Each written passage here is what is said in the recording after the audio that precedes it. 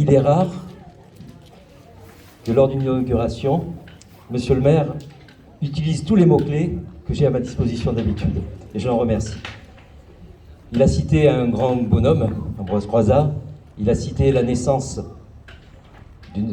peut-être de la plus belle chose que nous ayons mise au monde dans notre République, notre sécurité sociale.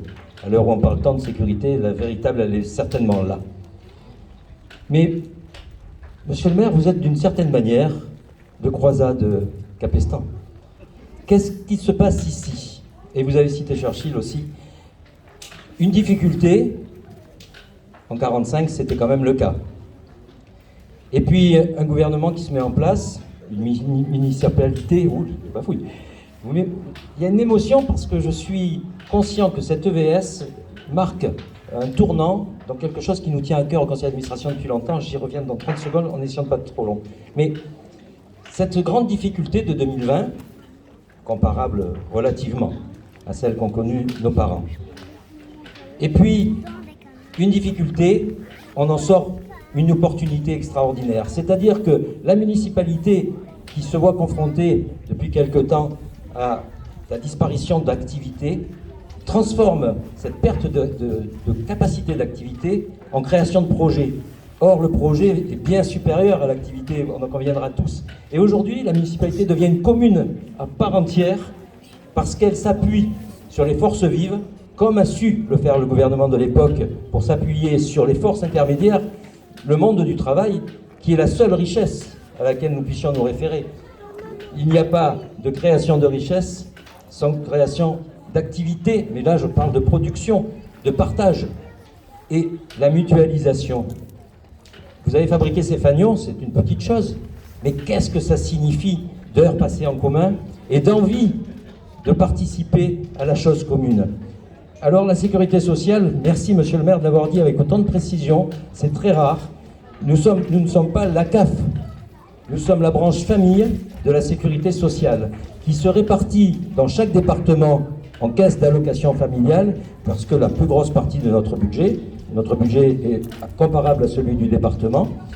Ce budget, il est essentiellement, bien entendu, sur une répartition d'allocations. Ces allocations, elles ne tombent pas du ciel. Ces allocations, c'est le choix que nous avons fait collégialement il y a 76 ans, le 4 octobre. Nous avons fait ce choix de dire qu'à chaque fois que je génère une heure de travail, elle va me permettre d'avoir un mot à la mode aujourd'hui sur lequel il faudra qu'on revienne. Du pouvoir d'achat. Je préférerais dire du pouvoir de vivre. Je génère ce pouvoir d'achat, ou ce pouvoir de vivre pour moi, mais je fais le choix d'en épargner, d'en mutualiser une partie. Et là, il y a les branches de la sécurité sociale. Avec son tronc, l'URSSAF. Alors, c'est pas aimé l'URSSAF, parce que quand on prélève, bien entendu, on est moins apprécié que quand on est la caisse et qu'on vient distribuer. Mais il faut être honnête, sans le tronc qui nous alimente, nos branches seraient vite stériles. Et cette URSSAF, c'est nous tous qui l'alimentons. De moins en moins. Prenons garde à ne pas fiscaliser l'ensemble de nos ressources. Moi, je vous appelle, pardon d'être un peu solennel, je vous appelle à réfléchir en cette période de mutation, puisqu'il y a des élections, il va se passer des choses. Réfléchissons. Est-ce que nous voulons que ce qui permet d'alimenter cette EVS, cet espoir de vie sociale, autant que cet espace, cet espoir, il est né de quoi? Il est né du fait que une municipalité, un gouvernement ailleurs, peut être providence, mais il l'est beaucoup plus s'il a l'humilité et l'intelligence de s'appuyer sur des partenaires. Et pour l'instant, il y a deux sources de revenus que nous pouvons conjuguer, quelles que soient les alternances politiques. C'est-à-dire qu'il y a le fisc, si nous avons la chance de gagner assez, nous payons l'impôt. Mais si nous ne gagnons pas assez, nous le payons quand même à travers tous les impôts indirects. Et ça, c'est important parce que ça permet d'entretenir les routes, ça permet de faire beaucoup de choses. Et puis, il y a ce qui est notre sécurisation profonde, celle qui doit permettre à nos enfants de grandir en étant inquiets de leur bienveillance vis-à-vis des autres, de leur réussite, mais pas comme un couperet, pas comme cette peur tragique qui anime beaucoup de nos enfants dès la sortie de maternelle, dans une concurrence, dans une course à l'échalote, parce qu'il faut s'en sortir à tout prix et réussir sa vie. Et réussir sa vie, ça veut dire très souvent avoir un métier lucratif. Cette sécurisation, elle nous permet d'aller à l'essentiel, de se dire que si on est malade, si on a vieilli, si on a une période d'interruption de travail, eh bien, on ne reste pas sur le pavé. Ça, c'est notre choix collectif. Nous avons besoin de nous appuyer sur les politiques, et quand ils sont là et aussi conscients, c'est le paradis, mais ce n'est pas toujours le cas. Dans certains cas, il y a une volonté de s'attribuer la totalité. Moi, j'entends tous les jours l'État-providence, j'en ai assez. C'est la nation qui est providence, ce n'est pas l'État. L'État est un des membres de la nation, un membre éminent, un membre important, un membre déterminant, mais un membre. Ce n'est pas la nation. L'État, c'est pas moi, quoi.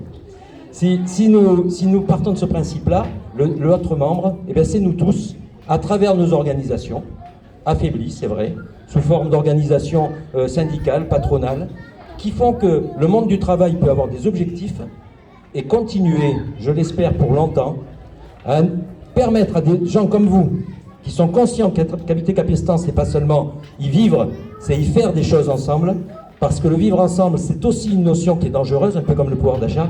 Il ne suffit pas de vivre ensemble. Il faut avoir envie de construire ensemble une société dans laquelle nos enfants, que vous accueillez ici, mais pas seulement. Pourquoi mettre des tranches comme ça?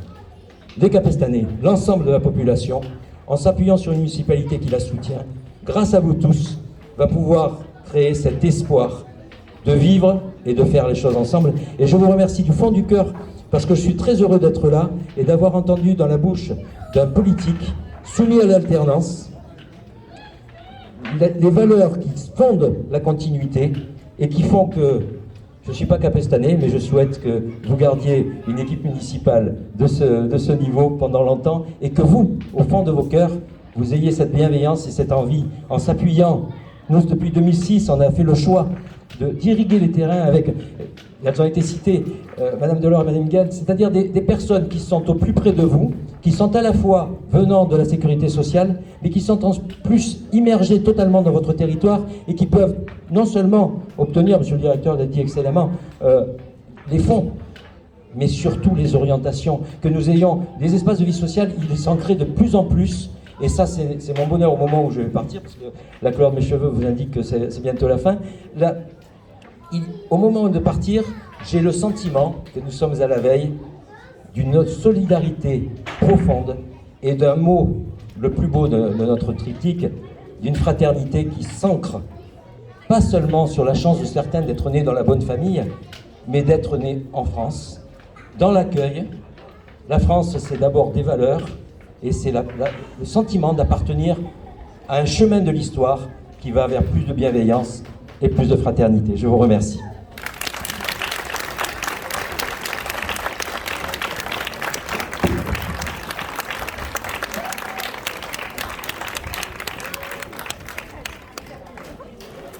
Donc nous allons maintenant dévoiler la plaque qui commémore, enfin qui entérine le partenariat de l'EVS avec la CAF.